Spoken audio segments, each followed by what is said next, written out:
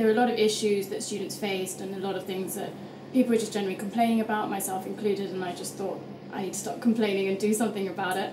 There's a lot of things that I was passionate about and a lot of stuff that I wanted to change, and the only way that I could see that happening was by me going forward and running to make a change. Firstly, keeping Guy's Bar and the Spit open when it's under threat of closure by the college, and secondly, extended library opening hours by 25%.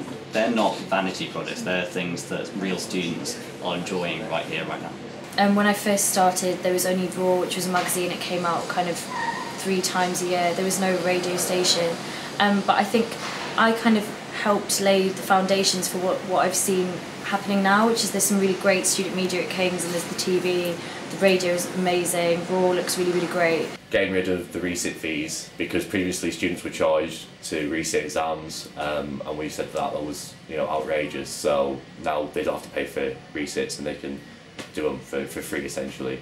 And that's helped a lot of people, and it's got a lot of attention from the NUS have congratulated us. A lot of student unions have come up and said King's is doing a lot of really great stuff. That's a really difficult question to answer, especially having been an officer for 2 years, because we did so many things. We led 3 or 4 marches across London, but that's definitely not what being a SAB is all about. Thousands of students who are looking to you to speak on their behalf.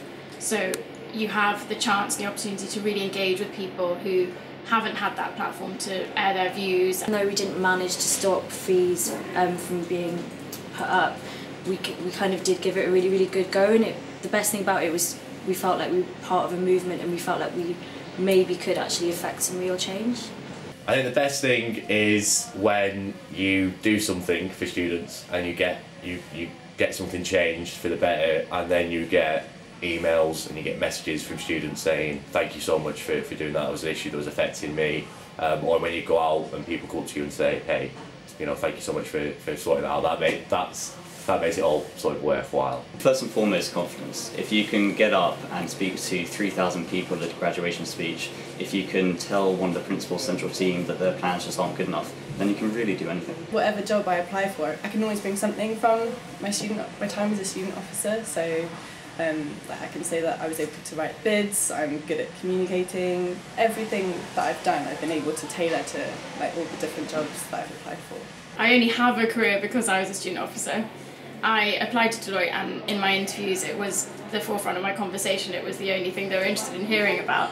So at the end of the day, at such a young age, you're given such responsibility. And it gave me just so much confidence and so much kind of faith in my abilities that if a situation came along, then push came to shove, I could do it. So King's got one of the highest postgraduate populations in the entirety of the UK, and yet I can't remember the last time a postgraduate officer won an election.